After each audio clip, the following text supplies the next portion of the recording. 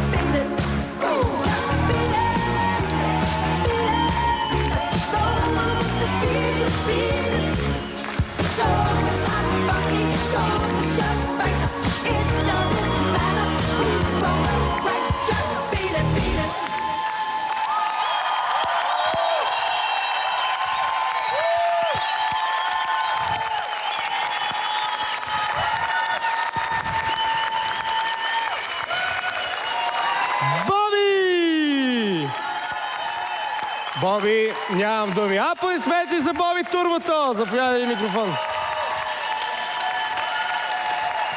Не знам какво ще правят останалите, но си е струвало цялото това гърчене. А малко отрива, моля те, малко отрива да той.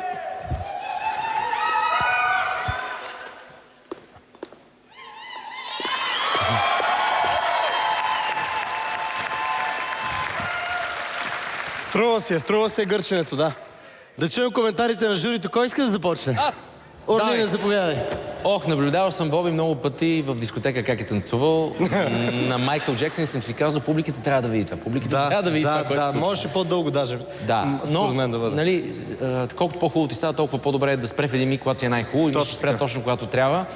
А ти тогава беше, може би, един нешлифован диамант. Сега обаче този диамант е шлифован доста добре от това, което се случи тук. Мерси, бе. Да, 3 или повече. Мерси, бе, Оринчове. И наистина заслужаваш висока оценка.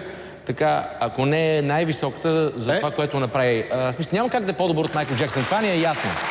Но толкова добре се вживява, толкова добре чувстваш музиката, бита, китарите, барабаните, всичко някакси кипи в теб. Това просто е някакси... Бързам да... Трябва да кажем само, че те са си избрали, абсолютно всички звезди са си избрали сами какво да танцуват. Това си е техния избор и те ще носят отговорността за добрите или за лошите оценки. Да допълна. Безумно трудно е да се напълни един човек една сцена. Аз затова избрах хора около мене, които аз танцувах. Искаш да кажеш сам човек да напълни сцената? Сам човек е много трудно да напълни сцената. Боби напълни тази вечер. Галена, слушаме. Много амбициозно и много смело начинание да пресъздадеш от най-големите легенди в музикалното и в танцовото изкуство. Справи се уникално. Браво, Боби! Благодаря много. А сега Гъмов трябва да призове журито да си каже оценките, да чуем оценките за Боби Турбото.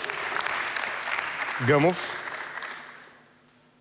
Уважаемо жури, моля за вашите оценки. Галена Великова.